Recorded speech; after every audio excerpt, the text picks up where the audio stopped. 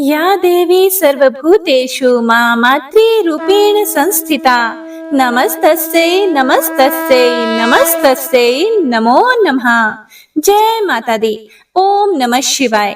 माँ भगवती की असीम अनुकंपा और करुणा से आज हम श्री देवी भागवत महापुराण के 10वें दिन की पावन और मंगलमयी कथा के श्रवण का दिव्य अवसर प्राप्त कर रहे हैं।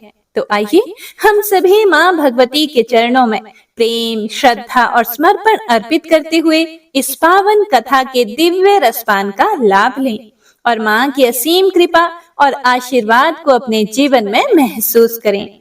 जय माता दी। व्यास जी कहते हैं, सैनिकों की बात सुनकर महिषासुर के क्रोध की कोई सीमा न रही।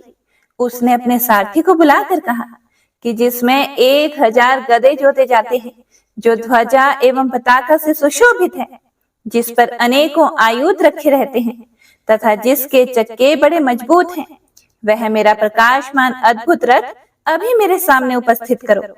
आज्ञा पाते ही सारथी तुरंत रथ ले आया और बोला कि हे राजन, मैं खूब सजाकर रथ लेकर आया हूँ। वह बाहर ही दरवाजे पर खड़ा है। उस रथ पर संपूर्ण श्रेष्ठ आयुध सुरक्षित हैं। इसके बाद जब रथ आ गया, यह जानकर दानवराज महाबली महिषासुर मनुष्य का शरीर धारण करके युद्ध भूमि में जाने के लिए तैयार हो गया। उसने मन ही मन सोचा कि मैं भैंसे के रूप में हूँ। मेरा मुख अत्यंत ही कुरूप है, मेरे मस्तक पर सींग हैं। इस रूप को देखकर देवी तो अवश्य ही उदास हो जाएंगी। स्त्रियों को तो प्रसन्न करने के लिए सुंदर रूप और चतुरता परम आवश्यक है। इसीलिए आकर्षक रूप और चतुरता से संपन्न होकर मैं उस युवती के सामने जाऊंगा, जिससे मुझे देखते ही उसके हृदय में प्रेम का उदय हो जाएगा। ऐसा मन में विचार करके उस महाबली दानव ने भैंसे का रूप त्याग कर सुंदर पुरुष की आकृति धारण कर ली। उसके हाथों में संपूर्ण आयुध सुशोभित थे। वह उत्तम अलंकारों से अलंकृत था। उसके सुंदर शरीर को दिव्य वस्त्र सुशोभित कर रहे थे। ऐसा जान पड़ता था कि मानो कोई दूसरा कामदेव ही हो। हाथ में धनुष बाण लेकर वह रथ पर बैठ गया। केयूर और हार उसकी छवि बढ़ा रहे थे। अभिमान में चूर होकर सेना साथ लिए हुए वह भगवती जगदम्बा के पास पहुंचा। उस समय उसने ऐसा सुंदर वेश बना रखा था, जिसे देखकर अपने रूप का अभिमान रखने वाली स्त्रियों के मन भी उधर आकर्षित हो जाएं। जब देवी ने देखा कि दैत्यराज महिषासुर पास आ गया है और बहुत से वीर उसके साथ आ रहे हैं, तब उन्होंने शंख ध्वनि आरंभ कर दी। जन समाज में आश्चर्य प्रकट करने वाली उस शंख ध्वनि को सुनकर महिषासुर भगवती के पास आ गया और मानो हंसता हुआ उसने बोला कि हे देवी, यह जगत परिवर्तनशील है। स्त्री अथवा पुरुष जो भी इसमें रहते हैं, सबके मन में सब प्रकार से सुख भोगने की ही इच्छा बनी रहती है। मनुष्यों को संयोग में ही सुख प्राप्त होता है, वियोग में सुख की संभावना नहीं की जा सकती। मैं एक वीर पुरुष हूँ। यदि तुम मेरे साथ संयोग करती हो तो तुम्हें सर्वोत्कृष्ट सुख प्राप्त होगा। बिल्कुल यह निश्चित है। हे प्रिय, मैं अपनी रुचि के अनुसार अनेक प्रकार के रूप धारण कर सकता हूँ। इंद्र प्रभृति सभी देवता युद्ध भूमि में मुझसे हार चुके हैं। इस समय मेरे महल में जितने भी दिव्य रत्न हैं, उन सभी का उपभोग करना तुम्हें सुलभ होगा, अथवा इच्छा अनुसार तुम उसका दान भी कर सकती हो। हे सुंदरी, अब तुम मेरी पटरानी बनने का प्रस्ताव स्वीकार करो। मैं तुम्हारी दास्ता स्वीकार करने के लिए भी तैयार हूँ। तुम्हारी आज्ञा मानकर मैं देवताओं के साथ वैर करना छोड़ दूंगा, इसमें भी कोई संदेह नहीं। तुम्हें जिस प्रकार सुख प्राप्त हो, वही कार्य मेरे लिए शिरोधार्य है। मधुर वचन बोलने वाली प्रिय, तुम्हारे नेत्र तो बड़े ही विशाल हैं। मेरे लिए जैसा आदेश हो वैसा ही संपन्न करने को मैं समुत्सुक हूँ। तुम्हारे रूप ने मेरे मन को मोह लिया है। हे सुंदरी, अब मैं अत्यंत आतुर होकर तुम्हारी शरण में आया हूँ। कामदेव के बाणों ने मुझे बुरी तरह से घायल कर दिया है। मुझ शरणागत की रक्षा करो। शरण में आए हुए की रक्षा करना संपूर्ण धर्मों में उत्तम धर्म माना गया है। काली बोहों से अनुपम शोभा पाने वाली कृशोदरी, मैं तुम्हारा निजी चाकर हूँ। मुझे तुम्हारी चाकरी करना स्वीकार है। जीवन पर्यंत मैं सत्य वचन का पालन करूंगा, कभी भी विचलित नहीं होऊंगा। हे सुंदरी, मैंने अनेक प्रकार के आयुध त्याग दिए हैं। तुम्हारे चरणों में मेरा मस्तक झुका हुआ है। हे विशाल लोचने, मुझ पर दया करो। सुंदरी, जन्म से लेकर आज तक ऐसी दीनता मेरे मन में कभी भी नहीं आई थी। ब्रह्मा आदि अनेकों शक्तिशाली पुरुषों से मुठभेड़ होने पर भी मैं दब ना सका। केवल तुम्हारे ही आगे मैं अधीनता स्वीकार कर रहा हूँ। ब्रह्मा प्रभृति संपूर्ण देवता युद्ध भूमि में मेरे चरित्र से पूर्ण परिचित हैं।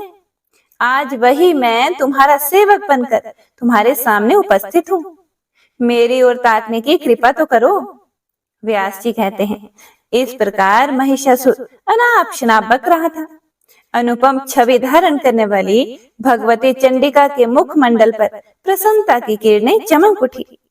उन्होंने मुस्कुरा कर कहना आरंभ किया। देवी ने कहा, परम पुरुष परमात्मा के अतिरिक्त अन्य कोई भी पुरुष मेरा अभीष्ट नहीं है। हे दैत्य, मैं केवल उन्हीं को चाहती हूँ। अखिल जगत की सृष्टि करना मेरा प्रधान कर्तव्य है। वे परम पुरुष संपूर्ण विश्व के आत्मा हैं। मुझ पर उनकी दृष्टि लगी रहती है, क्योंकि मैं उनकी प्रकृति हूँ। मेरा विग्रह कल्याणमय है। उनका सानिध्य पाने से ही मुझ में सदा प्रस्तुत रहने वाली चेतना आ जाती है, नहीं तो मैं तो जड़ थी। उनके संयोग का यह प्रभाव है कि मैं सचेतन हो गई हूँ। जिस प्रकार लोहा स्वभावतः जड़ होने पर भी चुंबक का संयोग होते ही उसमें चेतना आ जाती है। अरे मूर्ख, तेरी तो बुद्धि ही खोटी हो गई है, इसलिए तू स्त्री संबंधी सुख के लिए इतना लालायित है। अरे पुरुष को बांधने के लिए स्त्री एक सुदृढ़ जंजीर कही जाती है। लोहे से बंधा हुआ छूट भी सकता है, किंतु जो स्त्री रूपी सांकल से बंध जाता है उसका छूटना तो अत्यंत ही दुष्कर है। अरे मूर्ख, जिसमें मूत्र ही मूत्र भरा है उसका सेवन करने के लिए क्यों इतना लोलुप हो रहा है? सुखी होना चाहता है तो मन में शांति रख, इसी से सुख प्राप्त कर सकेगा। स्त्री का संग करने में महान कष्ट उठाना पड़ता है। इस बात को जानते हुए भी तू क्यों मूर्खता कर रहा है? देवताओं से वैर छोड़कर स्वतंत्रता पूर्वक संसार में विचरण कर, अथवा तुझे जीने की इच्छा हो तो पाताल का पथिक बन जा, या चाहे तो युद्ध भी कर सकता है। इसमें शक्ति की कमी नहीं है। दानव, तेरा वध करने के लिए ही देवताओं ने इस समय मुझसे यहाँ आने की प्रार्थना की है। तू वाणी द्वारा आज जो मेरा सुहृद बन चुका है, इसके फलस्वरूप मैं तुझसे सच्ची बात बता रही हूँ, क्योंकि तेरा यह व्यवहार मेरी प्रसन्नता का कारण बन गया है। तू जीते जी सुख पूर्वक यहाँ से चला जा। 7 परग चलने पर ही सज्जनों में मैत्री हो जाती है, इसीलिए मैं तुझे जीवन दान कर रही हूँ। हे वीर, यदि तुझे मरना ही अभीष्ट हो तो बड़े आनंद के साथ युद्ध कर। महाबाहो, मेरे हाथों तेरा वध होगा, इसमें किंचित मात्र भी संदेह नहीं है। व्यास जी कहते हैं, भगवती जगदम्बा की यह बात सुनकर काम से मोहित हुए महिषासुर ने मधुर वाणी में फिर से मीठी बातें कहना आरंभ कर दिया। महिषासुर बोला कि हे सुंदरी, तुम पर आघात करने में मुझे डर लगता है, क्योंकि तुम नारी हो। तुम्हारे सभी अंग अत्यंत सुंदर एवं सुकोमल हैं। इन्हें देखकर मनुष्यों का मन मुग्ध हो जाता है। तुम्हारे इस रूप पर विष्णु, शंकर एवं लोकपाल प्रभृति प्राय सभी निछावर हो चुके हैं। हे कमल लोचने, तब फिर क्या तुम्हारे साथ युद्ध करना मेरे लिए समुचित होगा? सुंदरी, यदि तुम्हें रुचे तो मेरी सहधर्मिणी बनकर उपासना में तत्पर हो जाओ, अन्यथा जहां से आने का कष्ट किया है उसी देश में इच्छा अनुसार वापस जा सकती हो। मैं तुम पर अस्त्र शस्त्र नहीं उठाऊंगा, क्योंकि तुम मेरे साथ मैत्री कर चुकी हो। मैंने हित भरी कल्याण की बातें कही हैं, इसीलिए आनंद पूर्वक चले जाने में ही तुम्हारी भलाई है।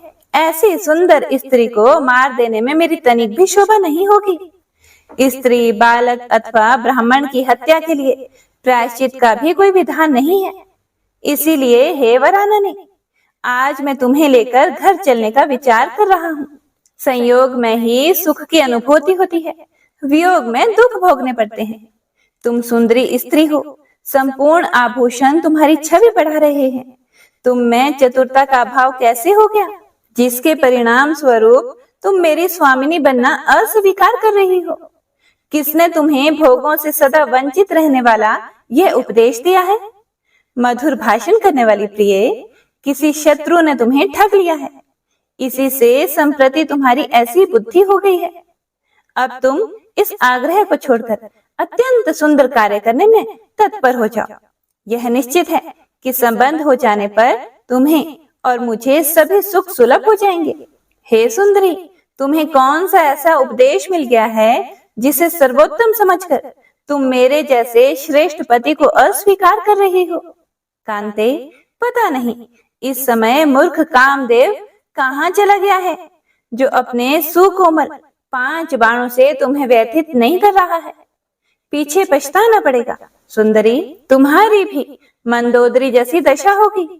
उसे परम सुंदर अनुकूल राजन पति रूप में प्राप्त हो रहा था, किंतु उसने उसको अस्वीकार कर दिया। फिर जब मंदोदरी का अंतःकरण काम मोह से व्याप्त हो गया, तब उसे एक प्रचंड मूर्ख की स्त्री बनना पड़ा। व्यास जी कहते हैं, भगवती जगदम्बा ने महिषासुर की बात सुनकर उससे पूछा कि ये मंदोदरी नाम वाली स्त्री कौन थी? वह कौन राजा था जिसे उसने त्याग दिया? और वह कौन धूर्त नरेश था जिसकी फिर वह स्त्री बन गई? उस स्त्री को पुनः किस प्रकार के दुख भोगने पड़े? यह कथा प्रसंग विस्तार पूर्वक मुझसे कहो। फिर महिषासुर बोला कि धरातल पर सिंहल नाम से प्रसिद्ध एक देश है। सबन वृक्ष उसकी शोभा बढ़ा रहे थे। धन और धान्य से उस देश का कोई भी भाग खाली नहीं था। चंद्रसेन नामक राजा की वहां राजधानी थी। वे नरेश बड़े ही धर्मात्मा, न्यायशील एवं शांत स्वभाव के थे तथा वे तत्परता पूर्वक प्रजा का पालन करते थे। वे सदा सत्य बोलते थे। उनका स्वभाव बड़ा ही कोमल था। वे शूरवीर थे। उन्हें नीति के सागरोपम शास्त्र को पार करने की उत्कट इच्छा लगी रहती थी। शास्त्र एवं संपूर्ण धर्मों के वे पूर्ण जानकार थे। धनुर्वेद में उनकी अच्छी गति थी। उनकी सुंदर स्त्री भी वैसा ही सर्वगुण संपन्न थी। वह सदा श्रेष्ठ आचरण का पालन करती थी। पति भक्ति में उसका अटूट अनुराग था। चंद्रसेन की वह प्रेयसी भार्या गुणवती नाम से प्रसिद्ध थी। उसमें सभी उत्तम लक्षण विद्यमान थे। उसने प्रथम गर्भ से एक अत्यंत सुंदरी कन्या को उत्पन्न किया। मन को मुग्ध करने वाली उस पुत्री को पाकर पिता बड़े ही संतुष्ट हुए। उनका मन आनंद से विवल हो उठा। उन्होंने नामकरण के अवसर पर उस पुत्री का नाम मंदोदरी रख दिया। चंद्रमा की कला के समान प्रतिदिन वह कन्या बढ़ने लगी। मन को आकर्षित करने वाली वह कन्या जब विवाह के योग्य हो गई, तब पिता चंद्रसेन उसके लिए वर ढूंढने लगे। इस विषय को लेकर उनका मन सदा चिंतित रहता था। उस समय सुंधनबा नाम से प्रसिद्ध एक शूरवीर नरेश मद्र देश में राज्य करते थे। उनका एक सुयोग्य पुत्र था। कंबुग्रीव नाम से जगत में उसकी प्रसिद्धि थी। ब्राह्मणों ने राजा चंद्रसेन से कहा, इस कन्या के लिए अनुरूप वर कंबुग्रीव ही है। उसमें सभी उत्तम लक्षण वर्तमान हैं। उसने संपूर्ण विद्याओं का पर्याप्त अभ्यास किया है। तब राजा चंद्रसेन ने गुणवती नाम वाली अपनी प्रेयसी रानी से पूछा, अपनी इस कन्या के लिए सुयोग्य वर चाहिए। मेरा विचार है कि कंबुग्रीव के साथ इसका विवाह कर दिया जाए। तुम्हारी क्या सम्मति है?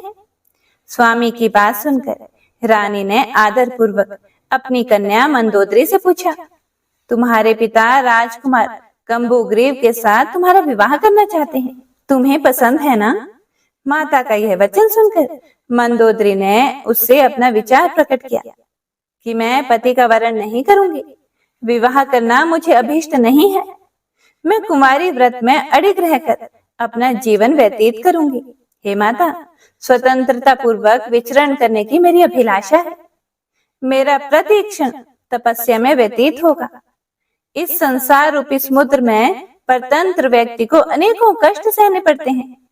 शास्त्र के पारगामी विद्वानों का कथन है कि मोक्ष का साधन स्वतंत्रता ही है।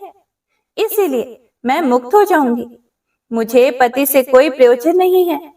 विवाह होते समय अग्नि के साक्षित्व में यह प्रतिज्ञा की जाती है कि पति देव, मैं सब तरह से आपके अधीन बन गई। फिर ससुराल में जाकर सास और देवर प्रभृति जितने हैं उन सब के अनुकूल होकर रहना पड़ता है। पति के मन में अपना मन सदा मिलाए रखना इस दुख को सबसे अधिक माना गया है। यदि पतिदेव किसी दूसरी सुंदरी स्त्री के साथ प्रेम कर ले तो सौत से उत्पन्न होने वाले दुख का पहाड़ भी उस पर ढह पड़ता है। उस समय पति से ईर्ष्या उत्पन्न हो जाती है। फिर क्लेश होना तो स्वतः सिद्ध हो गया। माता, संसार में सुख कहाँ है? खास करके स्त्रियों के लिए तो यह संसार सदा ही सुख से रहित है। इसीलिए मेरी समझ से पति का वरण करना सर्वथा अवांछनीय है। पुत्री की इस प्रकार कहने पर उसकी माता राजा चंद्रसेन से कहने लगी, हे प्रभु, राजकुमारी विवाह नहीं करना चाहती। उसे कुमारी व्रत का पालन करना अभीष्ट है। जप और व्रत में सदा तत्पर रहकर यह संसार से विरक्त होना चाहती है। विवाह संबंधी बहुत से दोषों से वह पूर्ण परिचित है। इसीलिए पति बनाने की बात उसे बिल्कुल नहीं जचती। रानी की बात सुनकर राजा चंद्रसेन ने पुत्री की इच्छा अनुसार उसके विवाह का विचार ही छोड़ दिया। वह राजकुमारी माता पिता की संरक्षता में ही रहकर घर में ही समय व्यतीत करने लगी। स्त्रियों के अंग में जब जवानी के अंकुर जमने लगते हैं तब काम की उत्पत्ति होने लगती है। अवस्था के अनुसार ऐसा होना स्वाभाविक है। पद पद पर ज्ञान की बातें करने वाली जिस राजकुमारी ने बार बार प्रेरणा करने पर भी पति स्वीकार करना नहीं चाहा था, वही एक दिन सघन वृक्षों वाले उपवन में दासियों के साथ प्रेम पूर्वक विहार करने के लिए पहुंच गई। वहां की लताएं पुष्पों से सुशोभित थीं। उन पर दृष्टिपात करती हुई वह प्रसन्न बदन वाली सुंदरी उस उद्यान में क्रीड़ा करने लगी। वह राजकुमारी पुष्प चुनती हुई विचर रही थी। इतने में ही उसी मार्ग से दैववश कौशल देश का नरेश आ पहुंचा। वीरसेन नाम से परम प्रसिद्ध वह राजा बड़ा ही शूरवीर था। उसके साथ कुछ सैनिक भी थे, परंतु उस समय वह अकेले ही रथ पर बैठकर आया था। सेना उसके पीछे धीरे धीरे आ रही थी। दूर से ही राजा वीरसेन किसी एक युवती की दृष्टि में आ गया। तब उस युवती ने राजकुमारी मंदोदरी से कहा कि देखो, इस मार्ग से रथ पर बैठा हुआ कोई पुरुष आ रहा है। इस रूपवान पुरुष की भुजाएं बड़ी ही विशाल है। मेरा ऐसा विश्वास है कि भाग्यवश यहाँ किसी राजा का ही शुभागमन हुआ है। इस प्रकार वह युवती बात कर रही थी। इतने में ही कौशल नरेश वीरसेन निकट आ गए। राजकुमारी मंदोदरी को देखकर उसके आश्चर्य की सीमा न रही। तुरंत वह रथ से नीचे उतर आया और दासी से बोला कि बड़ी बड़ी आंखों वाली यह बालिका कौन है और यह किसकी पुत्री है? मुझे जल्दी से बताने की कृपा करो। यों पूछने पर दासी का मुख मुस्कान से भर गया। उसने कौशल नरेश वीरसेन से कहा कि सुंदर नेत्रों से शोभा पाने वाले वीर, पहले आप बतलाने की कृपा करें। मैं आपसे पूछ रही हूँ कि आप कौन हैं, कैसे यहाँ पधारे तथा किस कार्य से इस समय आने का कष्ट उठाया है। दासी के ऐसा पूछने पर राजा वीरसेन ने उससे अपना परिचय देना शुरू किया। इस भूमंडल पर एक परम अद्भुत कौशल नाम का देश है। हे प्रिय, मैं उस देश का रक्षक हूँ। मेरा नाम वीरसेन है। मेरे पास चतुरंगिनी सेना है जो इच्छा अनुसार मेरे पीछे आ रही है। मार्ग भूल जाने से मैं यहाँ आ गया। मुझे उस देश का राजा समझो। सरेंद्री ने कहा कि राजन, महाराज चंद्रसेन की यह राजकुमारी है। इसका नाम मंदोदरी है। यह कुमारी क्रीड़ा करने के विचार से इस उपवन में आई थी। दासी की बात सुनकर राजा वीरसेन ने उससे पुनः कहा, सरेंद्री, तुम बड़ी विदुषी हो, तुम मेरी बात राजकुमारी को समझा दो। मेरा कथन है, सुलोचने, मेरा जन्म ककुत्स वंश में हुआ है, मैं वहां का राजा हूँ। हे कामिनी, तुम गांधर्व विधि से मुझे अपना पति बनाने की कृपा करो। मेरे घर अन्य कोई भी भार्या नहीं है। युवावस्था से संपन्न सुंदर रूप वाली मैं तुम राजकुमारी को चाहता हूँ। तुम कुलीन घर की कन्या हो ही। तुम्हारे पिता मेरे साथ विधि पूर्वक तुम्हारा विवाह भी कर सकते हैं। मैं तुम्हारा अनुकूल पति होऊंगा, इसमें कोई भी संदेह नहीं है। महिषासुर कहता है। राजा वीरसेन के यह वचन सुनकर सरेंद्री राजकुमारी मंदोदरी से यह संदेश कहने के लिए तत्पर हो गई। उसने हंसकर मीठे शब्दों में कहा, हे प्रिय मंदोदरी, सूर्य वंश के कुल दीपक ये राजा यहाँ पधारे हैं। ये बड़े ही सुंदर और शक्ति संपन्न हैं। इनकी अवस्था भी लगभग तुम्हारी जैसी ही है।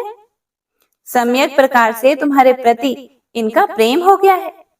विशाल नेत्रों वाली राजकुमारी, तुम विवाह के योग्य तो हो ही, परंतु तुम्हारे मन में विराग छाया हुआ है। इस बात को जानकर तुम्हारे पिता भी सर्वथा दुखी रहते हैं। राजा ने लंबी सांस लेकर इस विषय में हमसे कहा है कि दासियों, तुम लोग सदा सेवा में संलग्न रहती रहो। मेरी इस राजकुमारी को समझाओ, किंतु तुम्हारी हठ धर्मी के कारण हम कुछ कह नहीं सकती। फिर भी हम यह बता देना चाहती हैं कि स्त्रियों के लिए पति की सेवा ही परम धर्म है। यह मनु का कथन है। पति की सेवा में संलग्न रहने वाली नारी स्वर्ग प्राप्त कर सकती है। इसीलिए विशालाक्षी, तुम विधि पूर्वक विवाह कर लो। राजकुमारी मंदोदरी ने कहा, मुझे पति बनाना बिल्कुल भी अभीष्ट नहीं है।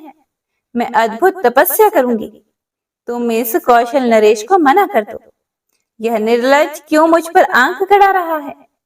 सरेंद्री ने कहा, देवी, इस कामदेव पर विजय पाना महान कठिन है, साथ ही काल की गति को भी टालना असंभव है।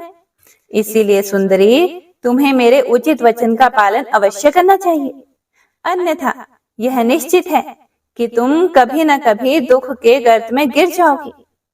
सरेंद्री की बात सुनकर राजकुमारी ने उससे कहा, परिचारिके, दैववश जो होने वाला है वह होगा ही, उसकी मुझे कोई चिंता नहीं है। परंतु मेरा यह सब तरह से निश्चित विचार है कि मैं विवाह नहीं करूंगी। महिषासुर बोला कि राजकुमारी मंदोदरी का निश्चित विचार जानकर सरेंद्री ने जाकर कौशल नरेश वीरसेन से कहा कि हे राजन, आप इच्छानुसार यहाँ से पधारने की कृपा करें। आप जैसे सुयोग्य पति को भी यह राजकुमारी वरण करना नहीं चाहती। दासी की बात सुनकर राजा वीरसेन के मुख पर उदासी छा गई। अपनी सेना के सहित वे अपने कौशल देश के लिए प्रस्थित हो गए। राजकुमारी के प्रति अब उनके मन में वह मोह भी नहीं रहा था। महिषासुर आगे कहता हुआ बोला, मंदोदरी की एक छोटी बहन थी। उस सुंदरी कन्या का नाम इंदुमती था। जब वह सौभाग्यवती कन्या विवाह के योग्य हो गई, तब राजा चंद्रसेन ने उसके लिए स्वयंवर रचा। उस सभा मंडप में देश देशांतर के राजा उपस्थित हुए। इंदुमती ने किसी एक शक्ति संपन्न राजा के गले में हार डाल दिया। वह नरेश बड़ा ही सुंदर, कुलीन एवं सुशील तथा संपूर्ण शुभ लक्षणों से युक्त था। उसी समय मंदोदरी पर काम के बाण असर कर गए। वह आतुर हो उठी। इतने में ही किसी एक शूद्र नरेश पर उसकी दृष्टि पड़ गई। वह बड़ा ही दुष्ट था, किंतु उसके सर्वांग में चतुरता भरी हुई थी। दैववश राजकुमारी के मन में वह जच गया। तब सुंदरी मंदोदरी ने अपने पिता से कहा कि हे पिताजी, आप मेरा भी विवाह कर दीजिए। आज इस स्वयंवर के अवसर पर मद्र देश के राजा को देखकर मुझे ऐसी इच्छा उत्पन्न हो गई है। पुत्री की इस बात को सुनकर राजा चंद्रसेन मन ही मन हंसे और उस कार्य की व्यवस्था में लग गए। मद्र देश के राजा चारुण देशन को घर पर बुलाया और वैवाहिक विधि संपन्न करके अपनी कन्या मंदोदरी उसे सौंप दी। दहेज में बहुत सा सामान दिया। चारुदेशन भी उस सुंदरी कन्या को पाकर अत्यंत हर्षित हो अपने घर चला गया। रानी सहित राजा चंद्रसेन की मन की जलन भी शांत हो गई। चारुदेशन राजाओं में भी सुप्रसिद्ध था। कामिनी मंदोदरी के साथ बहुत दिनों तक उसने आनंद किया, पर वह तो दुष्चरित्र था। उसके अति निंदनीय आचरण मंदोदरी ने स्वयं देख लिए। तब तो उसका मन खेद से भर गया। फिर उसने सोचा कि पूर्व काल में स्वयंवर के अवसर पर जब इस नरेश को मैंने देखा था, तब इसके स्वभाव से मैं अनभिज्ञ थी। मैंने मोह के कारण यह बड़ा अनर्थ कर डाला। इस धूर्त नरेश ने मुझे ठग लिया। अब मैं क्या करूं? केवल संताप ही मेरे हाथ लगा। यह चारुदेशन अत्यंत निर्लज्ज, निर्दयी और धूर्त है। ऐसे पति के प्रति प्रेम कैसे ठहर सकता है? आज मेरे इस जीवन को धिक्कार है। आज तक सांसारिक सुख से मैं विरक्त थी। मुझे जो नहीं करना चाहिए था, वही कार्य मैंने कर डाला। उसी के परिणाम स्वरूप मुझे यह दुख भोगना पड़ रहा है। अब यदि मैं प्राण त्याग देती हूँ, तो यह बड़ी दुस्सह आत्महत्या हो जाएगी। तत्काल पिता के घर चली जाऊं, तो वहां भी सुख मिलना असंभव ही है, क्योंकि सखियों के लिए मैं उपहास की सामग्री बन जाऊंगी। इसमें तो कोई भी संशय नहीं है। इसीलिए विरक्त होकर यहीं रहना मेरे लिए परम कर्तव्य है। समय बड़ा बलवान है। उसके प्रभाव से पुनः काम संबंधी सुख का परित्याग आवश्यक हो गया। महिषासुर कहता रहा। इस प्रकार सोच समझकर वह नारी मंदोदरी दुराचारी पति के घर पर रह गई। उसका प्रत्येक क्षण शोक और संताप से व्यतीत होने लगा। सांसारिक सुख उसके लिए नहीं के बराबर हो गया। इसीलिए हे कल्याणी, तुम भी इस समय मुझ नरेश का अनादर करके फिर कामातुर होकर किसी मूर्ख निंदनीय पुरुष की सेवा में रहना चाहती हो? तुम मेरी सच्ची बात मान लो। स्त्रियों के लिए यह परम हितकारक है। तुम यदि ऐसा नहीं करती हो, तो तुम्हें अपार शोक का सामना करना पड़ेगा। इसमें कोई भी संदेह नहीं है। फिर देवी ने कहा कि अरे मूर्ख, तू अब पाताल भाग जा अथवा मुझसे युद्ध कर। तुझे मारने के बाद संपूर्ण असुरों का वध करके मैं सुखपूर्वक यहाँ से चली जाऊंगी। दानव, जब जब संत पुरुषों पर कष्ट पहुंचता है, तब तब उनकी रक्षा करने के लिए मैं देह धारण करके प्रकट होती हूँ। दैत्य, तू निश्चय समझ, मैं अरूपा और अजन्मा हूँ। फिर भी देवताओं की रक्षा करने के लिए रूप और जन्म धारण करना स्वीकार कर लेती हूँ। महिषासुर, मेरी वाणी अमोघ है, तू इस पर ध्यान दे। देवताओं की प्रार्थना करने पर तुझे मारने के लिए ही मैं प्रकट हुई हूँ। तुझे मारने के पश्चात मैं पुनः अंतर ध्यान हो जाऊंगी। इसीलिए तू युद्ध कर अथवा तुरंत पाताल में, जहाँ असुर निवास करते हैं, चला जा। अब मैं तुझे मार ही डालना चाहती हूँ। मैं यह बिल्कुल सच्ची बात कह रही हूँ। व्यास जी कहते हैं, भगवती जगदम्बा के ऐसा कहने पर महिषासुर हाथ में धनुष लेकर युद्ध करने की अभिलाषा से युद्ध भूमि में उपस्थित हो गया। उसने तीखे नोक वाले बाणों को कान तक खींचकर तुरंत चलाना आरंभ कर दिया। देवी ने कुपित होकर अपने तीखे बाणों से महिषासुर के बाण काट दिए। उसके बाद भगवती जगदम्बा और महिषासुर में परस्पर अत्यंत भयंकर युद्ध आरंभ हो गया। देवता और दानव दोनों परस्पर विजय के लिए लालायित थे। इतने में दुर्धर आधम का और देवी को लक्ष्य करके तीखे बाण चलाने लगा। उसके वे भयंकर बाण विष में बुझाए गए थे। तब भगवती की क्रोधाग्नि धधक उठी। उन्होंने चमकीले बाणों से दुर्धर पर आघात पहुंचाया, जिससे तुरंत उस दानव के प्राण पखेरु उड़ गए और पर्वत शिखर की भांति वह जमीन पर ढह पड़ा। दुर्धर की मृत्यु देखकर उत्तम अस्त्रों का जानकार त्रिनेत्र आया और उसने 7 बाणों से जगदम्बा पर आघात किया। अभी बाण उन पर आ भी ना सके थे कि भगवती जगदम्बा ने अपने तीखे बाणों से उन्हें काट डाला। साथ ही त्रिशूल से त्रिनेत्र की धज्जियां उड़ा दी। त्रिनेत्र इस लोक से चल बसा। यह देखकर तुरंत अंधक आ पहुंचा। उसके पास लोहे की बनी हुई गदा थी। उससे उसने सिंह के मस्तक पर प्रहार किया। अंधक अत्यंत बलवान योद्धा था, किंतु सिंह ने क्रोध में भरकर उसे नखों से चीर डाला और उसका मांस खाने लगा। इतने राक्षस संग्राम में काम आ गए। यह देखकर महिषासुर के आश्चर्य की कोई सीमा न रही। उसने देवी को बाणों का लक्ष्य बनाया। बाणों के अपने शरीर पर आने से पहले ही देवी ने तीखे तीरों से उन सब के टुकड़े टुकड़े कर दिए और गदा से उसकी छाती में चोट पहुंचाई। देवताओं के लिए कंटक स्वरूप वह दैत्य महान नीच था। गदा की चोट लगने से उसे मूर्छा आ गई। फिर पीड़ा सहन करके वह तुरंत युद्ध भूमि में आ पहुंचा। उसने अपनी गदा सिंह के मस्तक पर चला दी। अब तो सिंह को असीम क्रोध आ गया, इसीलिए अपने नखों से उस महान दानव को फाड़ डालने में वह तत्पर हो गया। तब महिषासुर भी पुरुष की आकृति त्याग कर सिंह बन गया और उसने देवी के मत वाले सिंह को नखों से चीरने की चेष्टा आरंभ कर दी। महिषासुर सिंह बन गया है, यह देखकर देवी क्रोध से तमतमा उठी। अनेकों तीखे तीर देवी के पास थे, जो ऐसे संघातिक थे मानो क्रूर विषधर सर्प हों। वे महिषासुर पर उन बाणों की वर्षा करने लगी। तब वह दानव सिंह का वेश त्याग कर हाथी बन गया।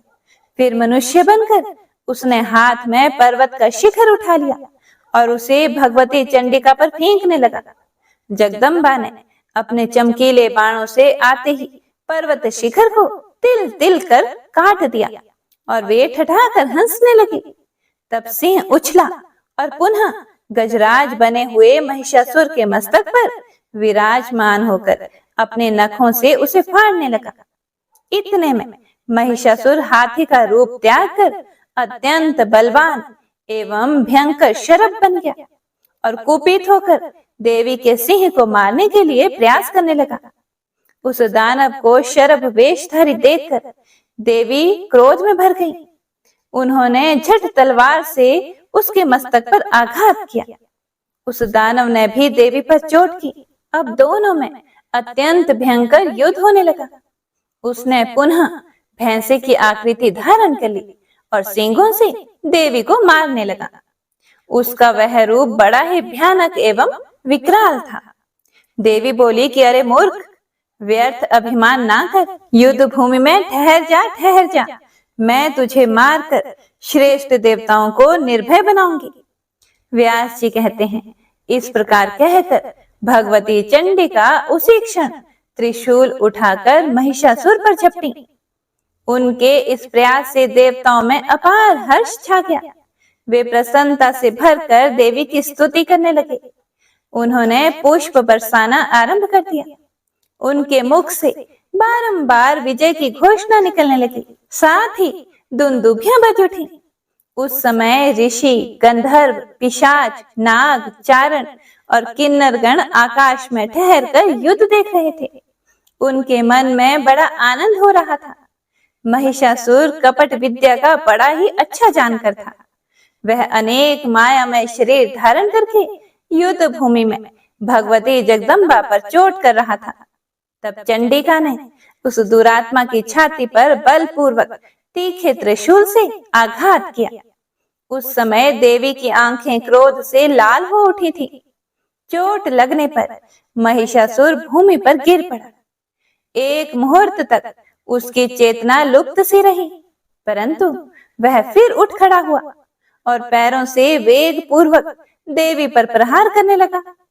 पैरों से मारने के बाद बार बार ठहाका मारकर हंसता भी था। उसके मुख से भयंकर गर्जना निकल रही थी, जिसे सुनकर देवताओं के हृदय में आतंक छा जाता था।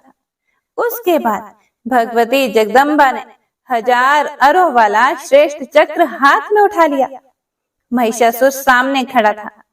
देवी बड़े उच्च स्वर से गरज कर उससे कहने लगी, अरे मूर्ख, इस चक्र को देख, तेरे मस्तक को यह धड़ से अलग कर देगा। अभी क्षण मात्र तुझे ठहरना है, फिर तो यमलोक जाने की तैयारी है ही। ऐसा कहकर भगवती चंडिका ने उस युद्ध स्थल में भयंकर चक्र चला दिया। उस चक्र के लगते ही महिषासुर का मस्तक धड़ से अलग हो गया। उस समय उसकी कंठ की नली से इस प्रकार गर्म खून की धारा बहने लगी, मानो गेरू आदि धातुओं से युक्त लाल पानी का झरना बड़े प्रबल वेग के साथ पर्वत से गिर रहा हो। मस्तक कट जाने पर महिषासुर का धड़ चक्कर काटकर पृथ्वी पर गिर पड़ा। देवताओं के मुख से सुख बढ़ाने वाली विजय घोषणा आरंभ हो गई। भगवती के वाहन सिंह में भी अप्रतिम बल था। युद्ध भूमि से भागने में व्यस्त जितने दानव थे, उन्हें वह इस प्रकार खाने लगा कि मानो उसे बड़ी भूख सता रही हो। राजन, क्रूर महिषासुर के मर जाने पर बचे हुए संपूर्ण दानव भय से संत्रस्त हो उठे। उन सब ने पाताल की राह पकड़ ली। उस दानव के चल बसने पर भूमंडल पर जितने भी देवता, मुनि, मानव तथा अन्य साधु पुरुष थे, उनके मन में अपार हर्ष हुआ। फिर भगवती चंडिका भी युद्ध भूमि से पृथक होकर एक पवित्र स्थान में जाकर विराज गई। सुरगण को सुखी करना भगवती का स्वभाव ही है। इसीलिए उन देवी की आराधना करने के लिए वे तुरंत वहां पहुंचे। व्यास जी कहते हैं, महिषासुर का निधन देखकर इंद्र प्रभृति समस्त देवताओं के मन में अपार हर्ष हुआ। वे भगवती जगदम्बा की स्तुति करने लगे। देवताओं ने कहा कि हे देवी, आपकी शक्ति के प्रभाव से ब्रह्मा इस जगत की सृष्टि करने, विष्णु पालन करने तथा संहार के अवसर पर रुद्र नाश करने में सफल होते हैं। उनके पास आपकी शक्ति का अभाव हो जाए तो वे किसी भी प्रकार समर्थ नहीं हो सकते। इसीलिए जगत की सृष्टि, स्थिति और नाश का कार्य आपके ही ऊपर निर्भर है। कीर्ति, मति, स्मृति, गति, दया, श्रद्धा, विजया, गिरजा आदि ये सब नाम आपके ही हैं। यह बात इस त्रिलोकी भर में विख्यात है। संपूर्ण जगत को आश्रय देने वाली जगदम्बिके, आपकी इन शक्तियों से पृथक रहकर कौन ऐसा है जिसमें कार्य की क्षमता आ जाए, कोई कुछ भी कर सके। हे भगवती, यह निश्चित है कि धारणा शक्ति भी आप ही हो, अन्यथा जो कच्छप और शेषनाग हैं, उनमें पृथ्वी को धारण करने की क्षमता कैसे आ सकती है। माते, पृथ्वी भी आपसे कोई अतिरिक्त वस्तु नहीं है। यदि ऐसा न माने तो प्रचुर भार से संपन्न यह जगत निराधार आकाश में किस प्रकार ठहर सकता है। जगत के चराचर प्राणियों को भोग प्रदान करना भी आपका ही कार्य है। 7 प्रकृतियां और 16 विकार आपके ही अंश हैं, जिनसे युक्त होने के कारण जीव जगत सदा बना रहता है। इसीलिए जीवदात्री भी आप ही सिद्ध हुई। इसी से आप अपने निज जन देवताओं का जिस प्रकार पालन करती हो, वैसे ही दूसरों का भी पालन पोषण करती रहती हो। माते, बगीचों में विनोद के लिए बहुत से वृक्ष लगाए जाते हैं। बहुतों में फल की संभावना ही नहीं होती तथा बहुतेरे वृक्ष कटु होते हैं और पत्तों से भी रहित होते हैं। परंतु कुशल पुरुष उन अपने लगाए हुए वृक्षों को कभी भी काटने में तत्पर नहीं होते। इसी से आप देवताओं से भिन्न जो दैत्य हैं, उनकी रक्षा के लिए भी व्यस्त रहती हो।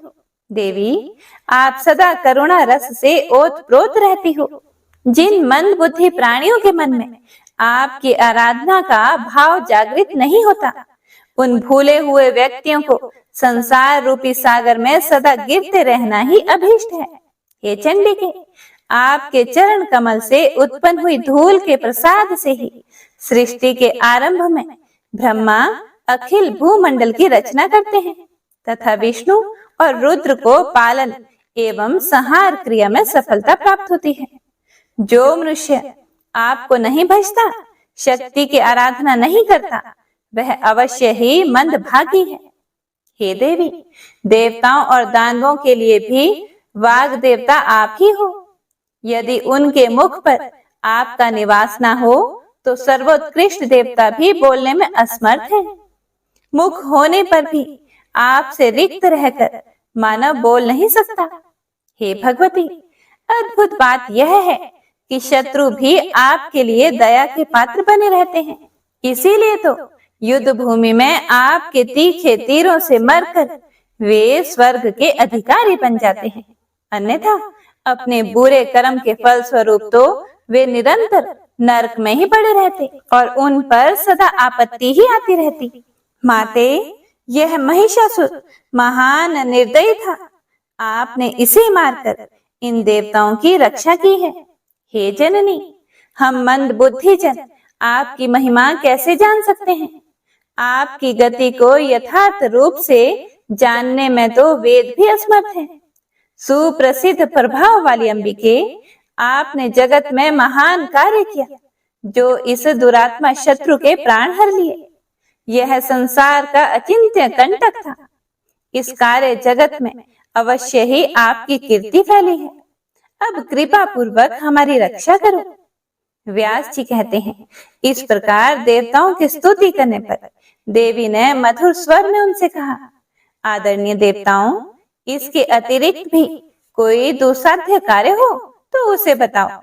जब जब देवताओं के सामने कोई अत्यंत दुर्घट कार्य उपस्थित हो, तब तब उन्हें मुझे याद करना चाहिए। मैं शीघ्र ही तुम्हारा संकट दूर कर दूंगी। फिर देवताओं ने कहा कि हे देवी, यह महिषासुर हमारा घोर शत्रु था। आज आपके हाथ यह काल का ग्रास बन गया। इससे हमारे संपूर्ण कार्य संपन्न हो गए। हे जगदम्बिके, अब आप अपने प्रति हमारी ऐसी अविचल भक्ति स्थापित कीजिए, जिसके परिणाम स्वरूप हमारे द्वारा निरंतर आपके चरण कमलों का स्मरण होता रहे। केवल माता ही ऐसी है जो हजारों अपराधों को सदा सहा करती है। इस बात को जानकर मनुष्य आप जगन माता की उपासना क्यों नहीं करते? इस देह रूपी वृक्ष पर दो पक्षी विराजमान हैं। इनमें निरंतर सख्य भाव वर्तमान रहता है। तीसरा कोई सखा नहीं है जो अपराध क्षमा कर सके। अतः अपने परम सखा रूप आप परमेश्वरी को छोड़कर जीव किसकी कृपा से कल्याण प्राप्त कर सकेगा? देवताओं अथवा मानवों में भी वह प्राणी पापात्मा, मंदभागी और अधम है, जो अत्यंत दुर्लभ देह पाकर भी आपके भजन स्मरण से विमुख है। मन, वाणी और कर्म से बार बार दोहराकर हम यह सत्य कह रहे हैं। हे देवी, सुख अथवा दुख प्रत्येक परिस्थिति में आप ही हमारे लिए अद्भुत शरण हो। आप अपने संपूर्ण आयुधों द्वारा हमारी निरंतर रक्षा करो। आपके चरण कमल की रज को छोड़कर हमारे लिए और कोई शरण नहीं है। व्यास जी कहते हैं, इस प्रकार देवताओं की स्तुति करने पर भगवती जगदम्बा वहीं अंतर ध्यान हो गई और वहां से पधार गई। यह देखकर देवता असीम आश्चर्य में पड़ गए। ओम दुम दुर्गाय नमः। ओम नमः शिवाय। आज का अध्याय यही समाप्त होता है। इससे आगे का वृतांत आप अगले अध्याय में सुनेंगे। जय माता दी। आपका मंगल हो।